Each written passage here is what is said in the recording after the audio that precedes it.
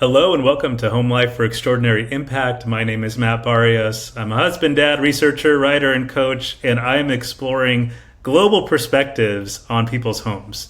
What are the things that people around the world, experts and everyday folks, do at home in order to make their homes a place of consistent personal growth, meaningful relational connection, and really setting them up to make their greatest impact in the world? So if you're interested in that, stay tuned. We're going to have an interview with somebody who I'm like, even before we hit record, we just got to like chat about it for a second. I'm like, man, I just love this guy's energy. It's so good. Today I get to interview Bart Walsh, and he is currently calling me from the Sunshine Coast out in Australia. And gosh, man, I'm so excited to have you on as a way to kind of get into your life at home. Just real quickly, what are some of the things that you like to do at home that help you set up for, bringing your best to the world around you? Excellent. Thanks for having me on, Matt, and thank you to all the listeners who are listening at the moment. Look, I've thought very intimately about this question, knowing that it was coming for a long time now, Matt. And look, home for me is a place to recharge, and I think it needs to be that for a lot of people. And so for me to be able to do that, there are sort of a number of conducive things that need to happen. And I suppose that the number one feature that I look for in my home at the moment is the actual geography. You see, we used to live deep in the city in Melbourne, which is sort of a southern city down the southern of Australia. Mm-hmm. And we identified a long time ago that there was far too much cement, far too much chaos. And we made a move up to the Sunshine Coast where I am now at risk. We both, my partner and I both had great jobs in the city. We both loved the cafes. We loved the culture. We had the smallest little apartment, 60 square meters. It was nothing. We still managed to somehow get a few dumbbells and barbells in there, funnily enough. And we took a risk and made the move up here. And so now one thing that's really important about my home at the moment is where it is. 5 minutes down the road, there's a beautiful, in fact, some of the world's best beaches. And if you look where we are, it's pretty nice, mate. And where our actual house is, it's on the side of a mountain. So it's like we're in this secluded jungle with high trees, heaps of birds, bush turkeys, little kangaroos. It's a really special place, and I think what makes my home so special is purely that as a base, and then from there we've made a few little extra tweaks to make it conducive to what's important to us, and that's our health and our fitness. Mm-hmm. Gosh, man, that sounds like a beautiful place to get to live, and it does sound like a risk, to uproot your life from what you're used to and all of that, and choose to make a big move like that. So, power to you for doing that, because it seems like it has certainly led to a much higher quality, better quality of life for you and your partner. That's really, really cool. And now, one thing that I'm going to be like asking you about, you're my first Australian guest, which is so awesome. And, Thank you. Yeah. Not to make you have to speak for the country of Australia or anything, but I have noticed by doing this research, which is really global, interviewing folks all around the world, that there are some things that are kind of culturally unique about home, that sometimes from culture to culture, country to country. Are there any things that are kind of unique things that come to mind, kind of just off the top of your mind, about home in Australia? Yeah, mate, if you look at, and to be honest, no one other than Australians would search this, but there's sort of this theme or this idea of Australiana in Australia. And so there's some really quintessential characteristics of a typical Australian home that make the Australian lifestyle what it is. It's stuff like what's called a hills hoist, a clothesline, a barbecue out the back, space to have friends over, and room and place to relax. And I think we had a chat a bit about the Australian accent and the Australian culture before we jumped on today. And the beautiful, unique thing about the Australian culture is that it's just nothing's too serious. It's no worries, mate. And so I think we create environments that facilitate that. And so, the local pub down the road is one of the most casual and cozy places that you can go to, or a bar is what you'd probably call it in the States. Yeah. one of the most casual and relaxed places, and that itself is a quintessential part of Australiana. So if you look at the sort of the stuff that makes Australia, it is its environment and sort of how I used to be an actor, and I learnt a long time ago that the accent of a geography is typical to their personality. So if you think about the English accent, it's quite up and down. There's lots of nuance and there's lots of propriety to it. And that goes with their landscape and their culture as well. They're very polite, but they can also be very serious. Yeah. And it's the same with the Australian accent, where, mate, we are here the whole time. We rarely get really fired up and we rarely get really low. We're always just sort of in the middle, and that sort of that's our personality as well. And I suppose that's why it's so important to me to have a place at home that's very calm and very still and very relaxed, because the fact of the matter is the outside world can sometimes not be that. And I'm a classic introvert. You wouldn't think so, but I need that place of stillness and calm, with the barbie out the back, with a place to have friends around that I can really be still in. Oh, that sounds great, man. And the idea of Australiana, and especially that tagline, you kind of put on it like, no worries, mate. Like, I love that. That sounds like such a really fantastic way to live and to set up an environment that fosters that, like as you were describing with the pubs and with the homes and everything. That's so cool. So I also know that you work as in fitness, right? So like you mentioned, like your barbells and everything at your old place and everything. What role does like fitness play in your home? How are those things connected? Very intimately.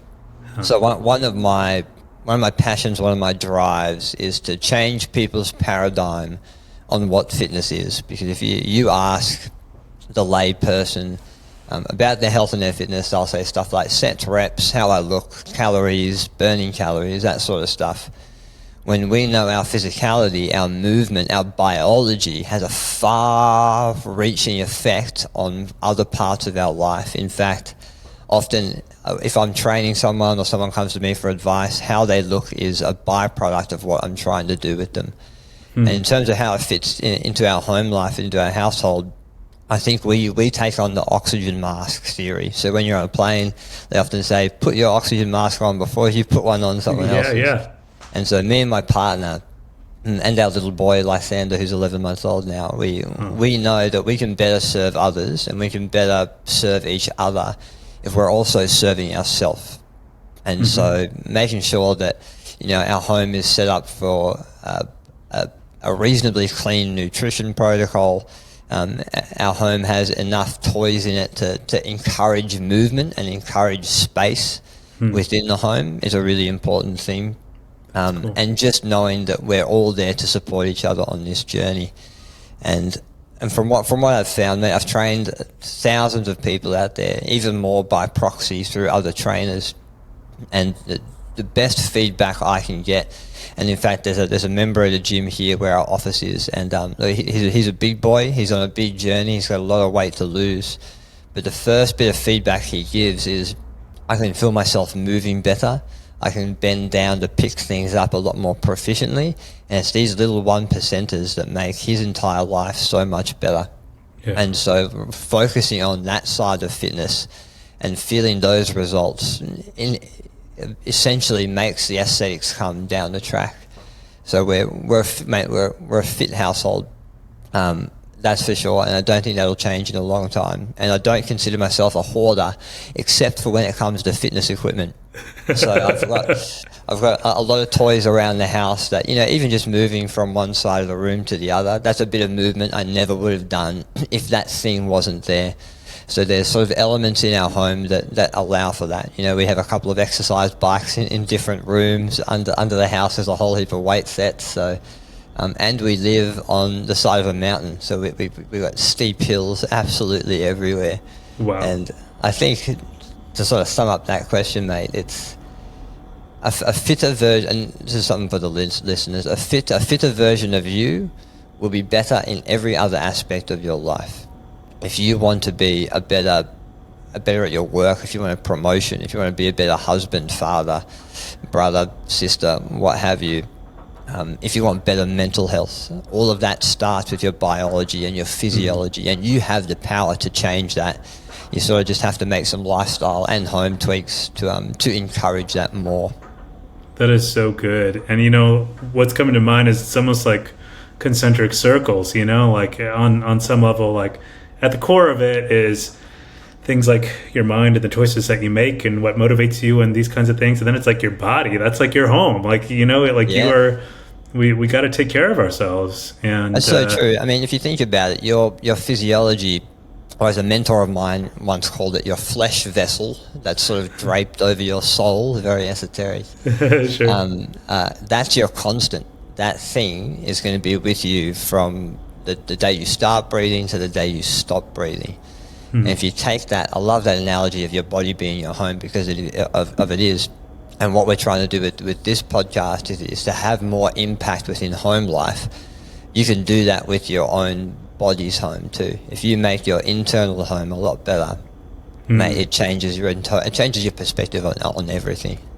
I completely believe it, man. And right now I'm on my own kind of fitness journey and everything right now. Just got back to the gym, started lifting weights again, and I'm feeling good about it. And so it's like, this is just adding some fuel to my fire. So thank you for saying this and helping me connect the dots, actually, because sometimes as a person who is deeply invested in making a great home for me and my wife and our baby, also got a baby too, so you know, I can vibe with you on that. It's easy to think that like things like family, things like cooking, things like, you know, like entertainment and socializing at home, like that's going to be the stuff that you move the dial and that'll make your home better. But what if, and I think you're helping me think out loud, like what if actually one of the ways to present or find a greater quality of life at home actually has to do with like physiology, fitness, movement, all of that kind of stuff. And it can. And think about it this way, Matt. I mean, and this is something I've recently just learned, is that if we're trying to change if we want to change in our body or in our home, we have to alter our behaviors. Everything comes down to the way we behave and our habits. And what a great mentor of mine told me a few weeks ago is this continuum on how to change our habits and our behaviors. And he said, the way we think influences the way we feel. And the way we feel will influence our behaviors. So if we think about sort of changing our inner home, it all starts with just opening up your mind and having a different thought process. And if you don't believe that thought process, you're going to be stuck in this continual circle of, oh, something's wrong with me, I need to change, it makes me feel bad. Something's wrong with me, I need to change, it makes me feel bad. But we change that perspective into, hey, I have the power, I have the choice to move, I have the opportunity to move, I'm blessed to have the opportunity to move, then all of a sudden you start to feel a bit better, which will influence your behaviors. And I love getting a little bit woo-woo with this whole fitness thing. But it's so true. The body is an integrated system. The way we think affects the way we move, and the way we move affects the way we eat. The way we eat affects the way we sleep. It's all integrated, and it all starts with this beautiful brain of ours thinking differently.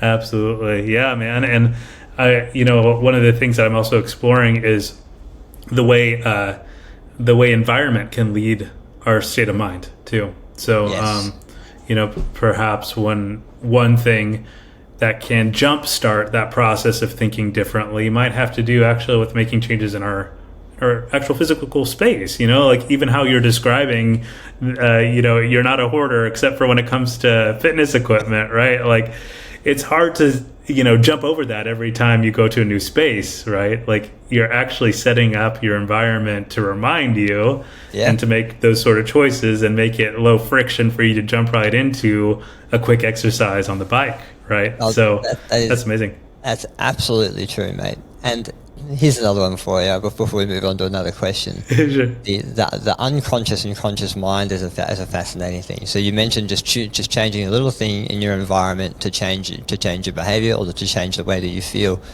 I learned this very recently, but every second your brain gets 11 million bits of information, but our conscious mind only processes 126 bits of it. So No way. we take in 11 million, we process 126, which tells me our unconscious mind, which obviously we're unconscious of, takes on more and does more than our conscious mind. So moving that thing from here to here, or rearranging the way your table is set up, or simply changing where the forks and spoons are in your kitchen, your unconscious mind recognizes that, and that's a stimulation to your unconscious mind. And it's a powerful thing, so powerful that we don't understand it. It's unconscious. Yeah. Seriously, yeah. Wow, that is a wild thought. And like, I would maybe one day you and I can keep riffing on that idea of like the ways we can influence our unconscious Game on. minds through our environments and all of that. That sounds like a blast, and connecting that to fitness. Now, I want to also go into a little bit of your backstory. So, you have this training in fitness and everything. How did that become important to you in your life? Like, what's the backstory, especially if there's any connections to like how you were raised, the home you came from, all of that? Mm-hmm. I explain how I was raised very simply. I think I had one of the most perfect childhoods you could ever think of. Wow. I had two very loving parents, lots of two older sisters, a younger brother. We're a reasonably close family. We're structured on some very strong values, and that's representative in how happy my parents are and how successful all my siblings are as well. I didn't know the meaning of divorce until I was maybe like 25. All my uncles and aunties were very loving as well, lots of cousins. And we had a great upbringing. I did a bit of sport when I was younger. I played a sport called Australian rules football, which I know is very, very niche to Australia, but I still think it's one of the best sports in the world, mate. Oh, wow. And it involves a lot of running, a lot of ball skill work, kicking, handballing. And so that was my passion for a long time, and that was sort of my physical development was based around that sport. So I had a big engine. I could run a long way, and I could persevere. But the funny thing was when I was in year 12, senior year, I had a choice between either pursuing and continuing football, either recreationally or putting my head down and trying to become good at it, or on the other end of the spectrum, a very theatrical career. And so I was a country boy, and me and my best mate were really into acting, and we said, hey, let's give this a crack. So we both went to university. We studied acting, which was an awesome course. It's it's very demanding. In the first year, you're there from 9 a.m. in the morning to 9 a.m. at night. They sort of break down how you move and how you speak, only to rebuild you up again. And so I went through that course. I learned so much. I think that most people would benefit from something a bit strange like doing that. And at the end of it, I got an agent. I was really happy. I was starting to do some sort of minor television and theatre roles in Melbourne. But it was when I was 23 when something quite tragic happened to me. I was diagnosed with a malignant peripheral nerve sheath tumour. So it was a pretty aggressive cancer on the side of my jaw. And within about 2 months, it grew to the size of a baseball, so 10.2 centimetres in diameter. Whoa. And so we had to get it out. We did the biopsy, realised it was cancerous. And so I had a pretty major operation. They took out the right side of my jaw with all my teeth on it, and they took it out like a short rib. So the tumour was in the middle, and they cut the bone on either side. And then they replaced that bone with a bone in my leg, and it's amazing what they can do, mate. They took out a whole part of my face and replaced it with a bone and tissue from my left leg. Wow. Medicine these days is incredible. And so I had the surgery. Took a while to rehab. I went through radiation therapy, which was one of the most depressing things I think you could ever go through. Oh, I bet. And then there was some follow-up infections and follow-up. It was a whole medical journey for about 3 years of my life there. But it was during this time where I gained an understanding and appreciation for how adaptive the human body is. It amazed me, and still does amaze me, that this patch on my neck used to be my leg. And the fact that I can still chew with parts of my leg inside of my mouth amazes me. I don't understand how it works. When you connect the dots like that, it sounds absolutely wild. I can chew with a piece of my leg in my mouth. Wow. It's amazing, right? And this is where my love and fascination of how the human body adapts to stimulus started. And so that's where I gained that appreciation. And then I started off as a personal trainer. I did a lot of reps. I loved working with people. I loved helping people. And if your mind is open, and you're open to learning, and you're a personal trainer, you have a great opportunity to understand the psychology and kinesiology of a human, 8 to 10 times a day. And so I took every client on as like a case study, and I just gained this beautiful wealth of applicable knowledge. And I'm at a point now where, I moved through a few gyms. I managed to become the head of fitness for a big fitness franchise down here in Australia. We have about 180 gyms in Australia, 260 around the world. And my job simply is to inform, the design of the gyms, the equipment in the gyms, and the programming and training that's being done in our gyms. So I'm in a great position where I can influence a lot of people from a higher platform, and that really is my passion. As I mentioned before, it's my mission in this world to change people's paradigm on what fitness is, and the fact that people come into the gym wanting to change the way their body looks is sort of a last resort, or a last thing I focus on for me. And wow. I think it's good as well. Like, there's been a number of things in my life that are quite tragic. I've also been diagnosed with a nervous system condition, which means I'm slowly losing the use of my distal legs, my lower legs, and my hands. And so it's a very slow progressing condition. But again, just gives me another appreciation for the way the body can overcome these hurdles. And if I can get this little bit of perspective that I've learned through these hardships into the minds of the general public, I will consider my job done. So part of the reason why I'm here is to spread that sort of message, Matt. Man. Yeah, it really gets me going.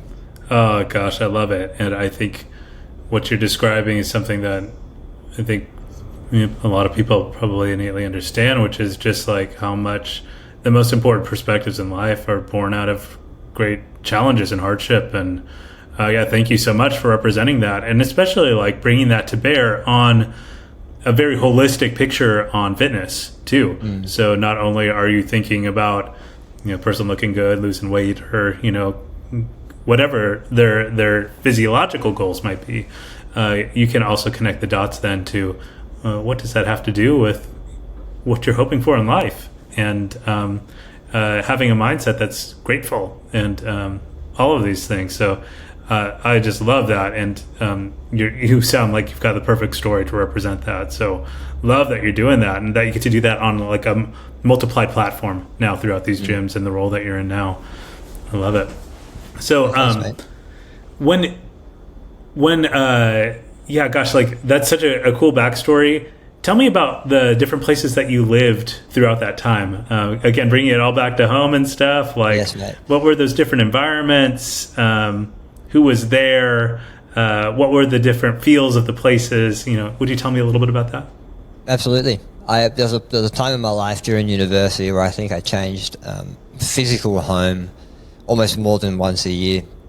And so I don't think it was enough. And you probably know what it's like, Matt. When you're a student, you don't. Your perspective is very limited. Your life experience is very small. But where you live does play a role in shaping you. And so for a while there, I felt like I was a bit here, there, and everywhere. And I suppose I grew up in a home that had a lot of space, much as the Australian dream. We lived out in the middle of a few farms. We didn't own a big property, but we lived sort of in the middle of a few big properties. So you'd walk out our back door when I was younger, and you'd just see kilometres of space, paddocks, just wow. of nothingness, except for maybe a few cows and kangaroos jumping by or what have you. And there's something so beautiful and peaceful about that. And one thing my dad did is when we bought this property, the house was relocated. So I was moved on the back of a truck and dumped in the middle of this paddock, and Dad decided to extend it and make it a bit bigger and make it a bit more functional for a big family. And a part of that was sort of a rehabilitation of the flora and fauna. So he planted a lot of native trees, and then over the years, and now we've been there for, gosh, maybe 20 odd years now. Over those years, he's built an ecological environment that now has a very diverse array of birds and bugs and wildlife. And I never thought I'd come to a point in my life where I'd really appreciate that stuff, but I do. And that's so cool. And it's very special, and again, very uniquely Australia to sort of have that space and have that sort of environment. And so I think so that cool. That idea, that connection, I think, Yeah, if I could just jump in for a sec, like, Yeah. it seems like that connection to nature, connection to wildlife and everything, I definitely can relate to the fact that, like, as a kid, you don't necessarily understand the value of that, but with age, it becomes a little bit more, you want some space to run around as a kid or something like that. But to, like, realize the treasure it is to get to see kangaroos jumping in your backyard, like, that's something completely different that, like, what was normal, and you realize, oh gosh, that's actually really incredible. Like this, so I love the way that time has a way of helping us appreciate things that were hidden in plain sight for us initially. So it sounds like a pretty cool place to get to grow up and see what it's transformed into over the years as well. Yeah, it is. And now that I think of it, now that you mention it, it's probably given me the appreciation of where I live now, you know, in the rainforest, surrounded by trees, surrounded by birds. There's definitely a through line there to sort of what my dad fostered and what I grew up with, to where I'm in now. And there was sort of, as I mentioned, there was a time in my life where we spent a lot of time in the city. And the situation was this: I was working at a big gym in the city. I was a fitness manager there. There's something like 4,000 members. It was right at the bottom of a couple of really big skyscrapers. And my life for those few years was jumping on a tram, going into the city, which is about 10 minutes away, you know, being inside. And then when I do go outside, it's the hustle and bustle of the deep CBD of Melbourne. And then coming back home to a very small apartment that was on a major road, so there was always chaos. Yeah. And I listened to a show of yours a few weeks ago, and you were talking about how some people thrive on that chaos, and some people don't. But the only way for you to understand what you like and what you don't like about something is to experience both. You need the light and you need the dark to understand sure. which one you prefer. And which one's the light and which one's the dark for you, yes. Right? That's the crazy thing about it. That's exactly right. And I really resonated with that. And it's very true. If I had stayed in the country, which, to be honest, I'd probably be really happy about, and to be honest, I'll probably move back there one day. If I had stayed there, I never would have had the perspective of what it's like to live in that chaos and in that environment. And so that those life lessons and that life perspective has informed my choices and informed my behaviours, and hence why I'm up here in a place that's similar to my home growing up, within nature and in a similar environment. Mm-hmm. Tell me about like that spot on the Sunshine Coast where you are. Is it like a bigger city? I'm not really familiar with the geography of Australia very much, or is it a little more rural countryside, or is it somewhere in between? Could you tell me about that? Absolutely. So we live in a state called Queensland, and this might be a bit politically incorrect, but you can consider Queensland the Texas of Australia. Okay. So the state laws are a little bit more lax. The people are a little bit more abrasive, but where we are, it's a beautiful part of the world.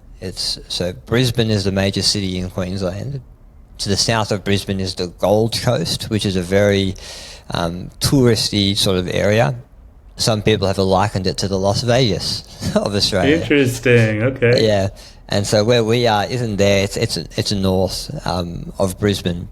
And so the Sunshine Coast is a small group of suburbs, but growing very rapidly. I'm not the only one that's realised that this is one of the best places on the world. So there's a lot of people that are moving here.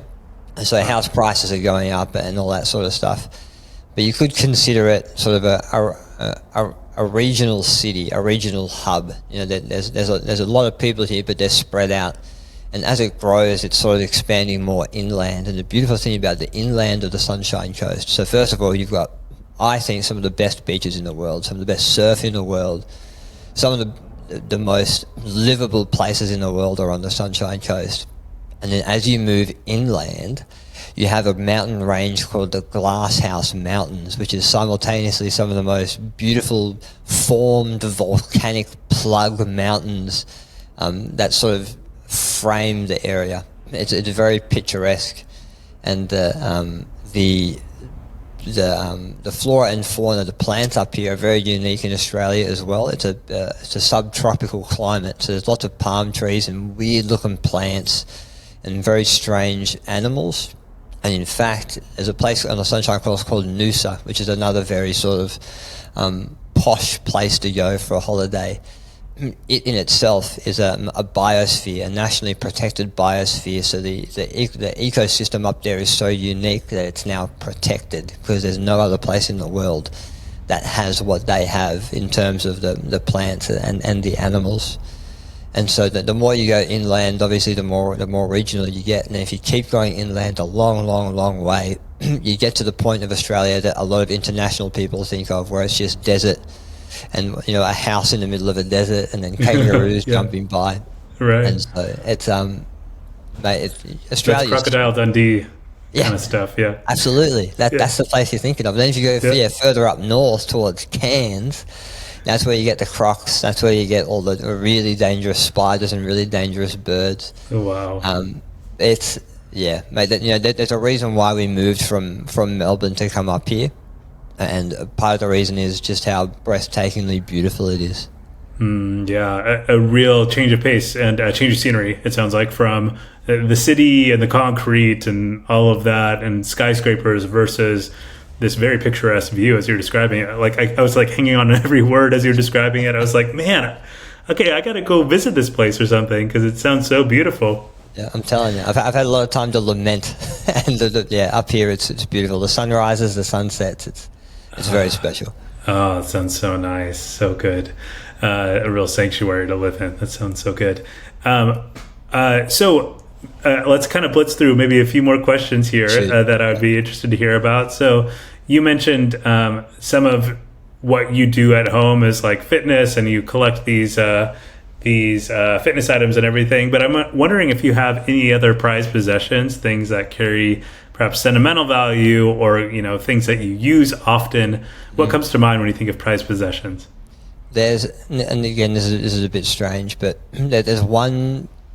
I'm not much of a material person, but there's one thing that I use almost every night, and it's a thing called an acupressure mat. Again, this is a bit left field, but stay with me. Sure, great. So basically, it's a small mat, maybe the size of your back. It's got a heap of spikes in it, and the whole idea is that you lay on it, and the first sort of 3 or so minutes you're quite uncomfortable, but then your nervous system relaxes, and it gives you this really great sense of calm. And so, as I mentioned before, home being a place to recharge, home being a place that's still and calm. Having tools and having items around the house that promote that are really important to me. And so every night before bed, I'll lie on this mat. I'll take my shirt off, lie on it, and be very uncomfortable for the first 5 or so minutes. But then this wash of relaxation falls over me, and it makes falling asleep a lot easier. That's sort of one thing, and another thing as well in terms of things that really make our environment a bit more conducive is our lighting. So we've deliberately gotten dimmer switches on most of our lights. We have heaps of pink Himalayan rock salts around the house. Oh yeah. The lamps. And when the sun goes down at night, we turn off the main lights, we dim everything, we turn on the pink lamps, again to help promote sleep, because if we have all of these artificial lights that are burning into our eyes when the sun goes down, it makes it so much harder for you to get to sleep. So that, and the Sharky mat, it's called, that's the brand name of it. No, those are two things that I'm quite fond of.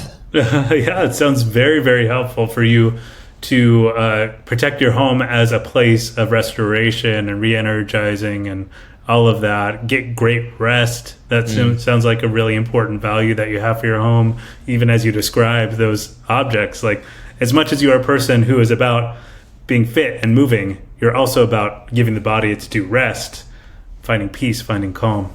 Absolutely. Maybe a little bit of that no worries, mate, kind of sink into everything, huh? That's it. You're catching on, Matt. No worries, mate. I love it.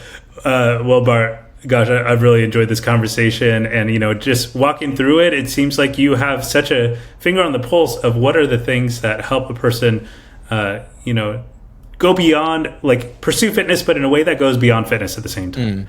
And the way that fitness actually opens up a whole lot of things. Now, thinking about that and home, I feel like that's like a theme, is like that sort of holistic fitness, and home is our theme for this episode, I feel. Do you have any recommendations or suggestions for the folks listening to help, really dig into that more for themselves? Absolutely. I can give a couple off the top of my head.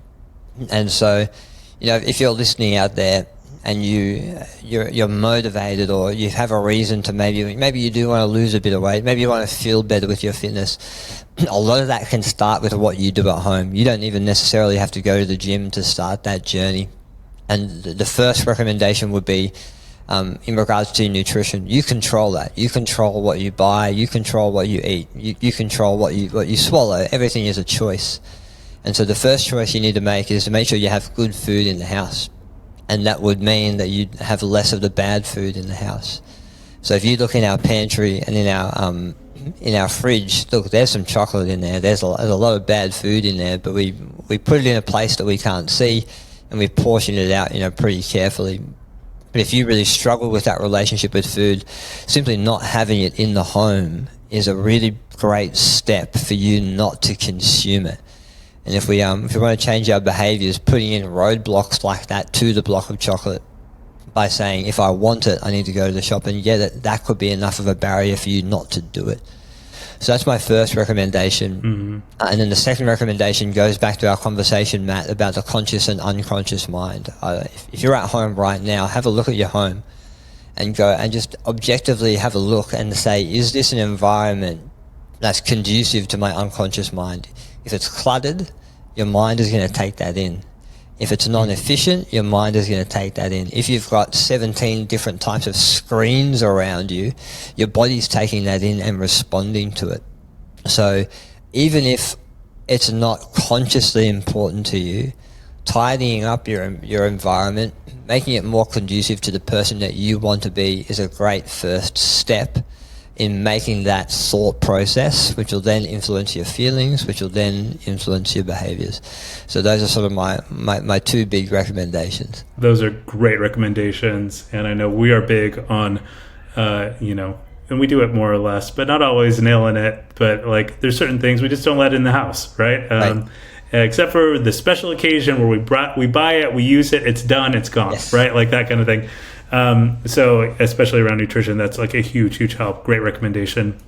And I'm going to keep thinking about this, like, how does our home environment sculpt our unconscious thing? I think that's like a very, very fascinating thing that I don't have an answer for, but it seems to me like, because like, how would you even assess something like that, right? Absolutely. Like, you don't know. You don't know what you don't know. Yeah, exactly. And so I guess it has to do with, feeding ourselves, surrounding ourselves with an environment that can be a little bit more conducive to messages that are positive, are helping us move in the direction we want to move, and so on. So, it sounds really helpful around clutter and everything. So thank you. Now, Bart, I want to hear more about what it is that you're working on, and how can people get in touch with you if they want to learn more and, continue a conversation with you. Oh, absolutely. A really great resource that we've just started is indeed a podcast. It's called Personal Best. So if you search Personal Best and put in JETS, JETTS, you'll see it pop up. And it really gives me a platform to go deep on some of the topics that need to be going deeper on. A part of the reason we started the podcast is we have a lot of members in our gym network, and some of the philosophies and some of the ideas that we're trying to explain to them can't be explained in a 15-second TikTok video. You need to have these conversations like we're having today, Matt.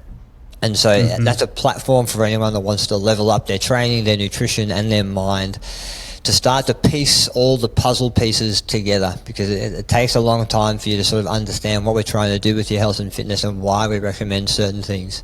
So Personal Best by Jets Australia is a great platform for you to start learning that, and you can reach me through Instagram, walsh.fit, WALSH.fit, and shoot me a message, engage how you want. I'll be happy to have a chat.